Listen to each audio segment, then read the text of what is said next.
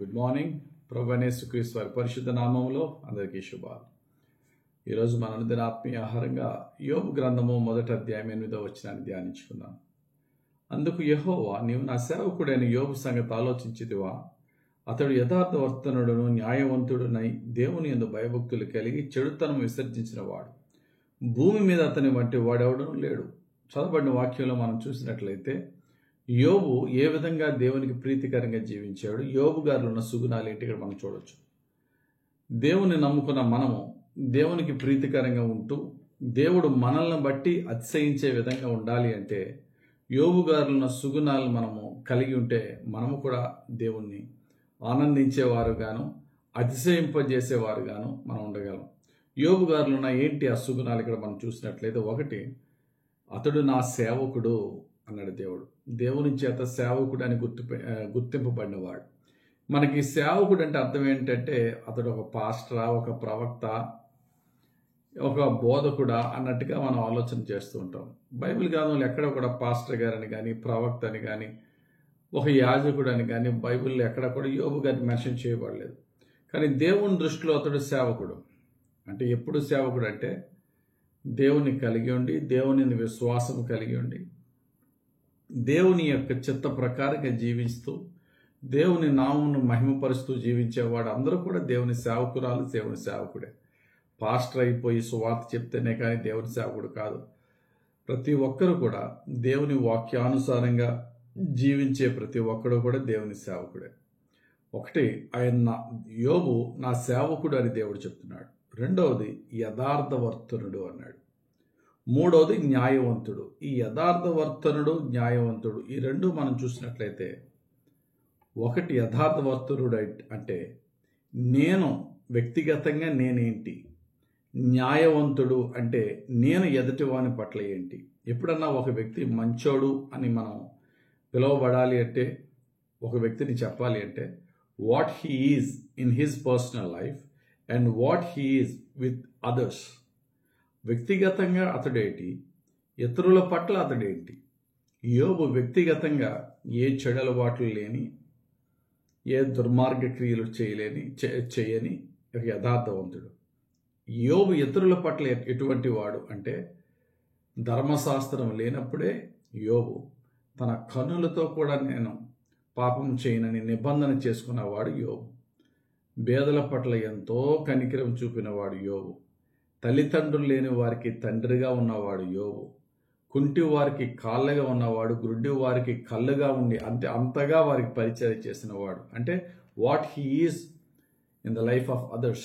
ఇతరుల జీవితాల్లో ఆయన ఏంటి అంటే ఎంతో గొప్ప ప్రేమ కలిగిన వాడుగా ఉన్నాడు. ఇవన్నీ చూస్తున్న దేవుడు యోబును చూసి అతిశయించాడు. నా సేవకుడు యథార్థంగా ఏ విధమైన పాపం చేయకుండా జీవిస్తున్నాడు.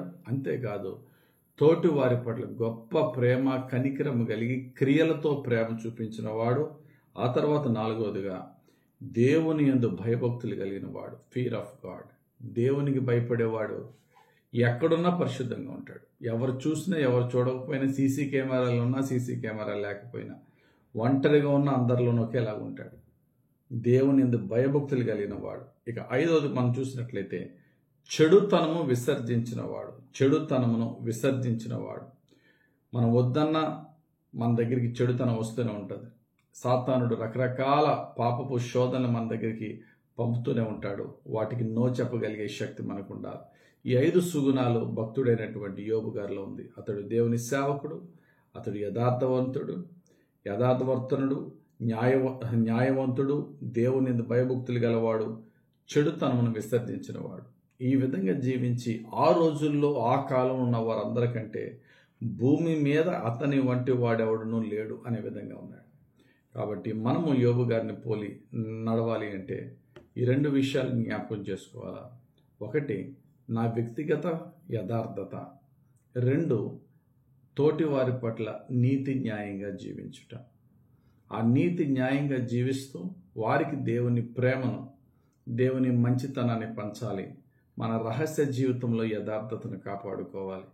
దేవుని అడుగుదాం, ప్రభువా, ఆనాడు యోబు గారిని చూచి నీవు సాతాను ఎదుట ఎంతగా అతిశయించావో ఈనాడు నన్ను చూచి కూడా నువ్వు అంతగా అతిశయించే విధంగా నేను జీవించటానికి నాకు సహాయం చేయయ్యా.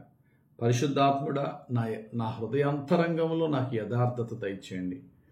నా తోటి వారిని ప్రేమించి క్రియలలో నీ ప్రేమను చూపి పరిశుద్ధమైనటువంటి సత్సంబంధంతో అంతరంగాన్ని చూచే నీకు సంతోషాన్ని ఇచ్చే విధంగా నా చివరి శ్వాస వరకు నీ దృష్టికి ప్రీతికరంగా నీ దైవ భయముతో జీవించే జీవితం నాకు ఇవి ప్రభు దేవుని నడుదాం.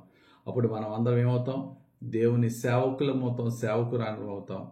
యథార్థంగా జీవిస్తాం, న్యాయంగా జీవిస్తాం, దేవుని భయముతో జీవిస్తాం, చెడుతనాన్ని అసహించుకుని జీవిస్తాం. అప్పుడు సాతానుడు ముందు మన పట్ల మనలను బట్టి మన ప్రభు అతిశయించే విధంగా జీవించగలం. అటువంటి కృప, అటువంటి భాగ్యము, అటువంటి జీవితము యేసయ్య కృపలో పరిశుద్ధాత్ముడు మనకు అనుగ్రహించి దీవించును గాక. ఆమేన్. ప్రార్థన చేసుకున్నాం. మహిమగల తండ్రి, ఈరోజు యోబు భక్తునిలో ఉన్న ఆ సుగుణాలను మేము ధ్యానించి ఉన్నాం. మాలో కూడా అట్టి సుగుణాలు దయచేయండి.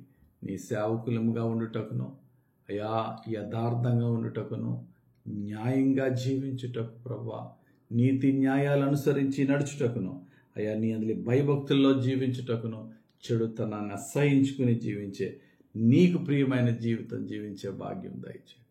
మా జ్ఞానాన్ని క్షమించండి, మా మూర్ఖత్వాన్ని క్షమించండి, మా బలహీనతలను తొలగించండి, మమ్మలను నూతనపరిచి మమ్మల్ని పరిశుద్ధపరిచి ఎంత బలహీనమైన ఎటువంటి పాపపు బంధకాల్లో బందీలమైపోయినా మమ్మల్ని విడిపించి రక్షించి పరిశుద్ధపరచమని యేసుక్రీస్తు వారి పరిశుద్ధ నామములో ప్రార్థించి వేడుకొంచున్నాం తండ్రి.